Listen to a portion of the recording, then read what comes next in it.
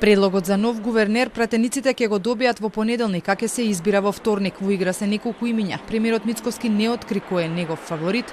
Само Кусо одговори дека услов за да биде поддржан од неговата партија во собранието е да продолжи да го брани фиксниот курс на денарот.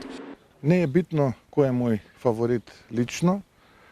Она кое што можам да го кажам како председател на владата е дека сите кандидати кои што се разгледуваат се вонсериски, искусни и кандидати кои што убеден сум дека ќе одржат макроекономската стабилност на Македонија. Во меѓувреме во јавноста се споменуваат неколку имиња како можни кандидати за оваа функција.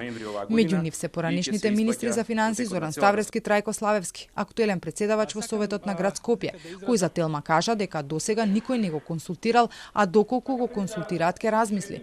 Се споменува и актуелната гувернерка Ангелоска Бежоска и Маја Кадиевска Војновиќ, која е член на надзорен одбор на КИПС. Таа на прашањето на Телма дали има амбиција за оваа функција и дали ја консултирале, не сакаше да коментира. Економистите и банкарите пак очекуваат новиот гувернер да го продолжи процесот на унапредување на системот. Очекувањето кој да биде гувернер и дека ќе се придржува до водење на монетарна политика базирана на факти, базирана на бројки кои што ги добиваат во поглед на макроекономски податоци, кои што прочем и до сега секогаш биле основата за носењето на одлуките.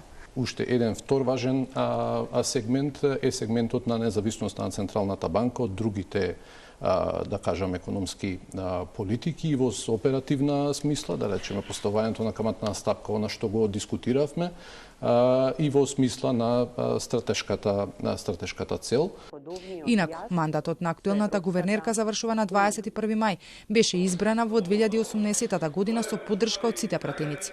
Ангелоска Бежоска дојде на местото на низиниот претходник Димитар Богов, кој беше избран за гувернер со 62 гласа на тогаш владеачката ВМРО-ДПМН, а предлогот од тогашниот председател Ѓорѓе Иванов да добие и втор мандат го одби по бујните реакции во јавноста, пошто Бежоска стана прва жена гувернер избрана со двотретинско мнозинство.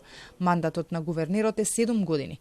Народната банка спроведува монетарната политика, се грижи за стабилноста на инфлацијата и курсот на денарот.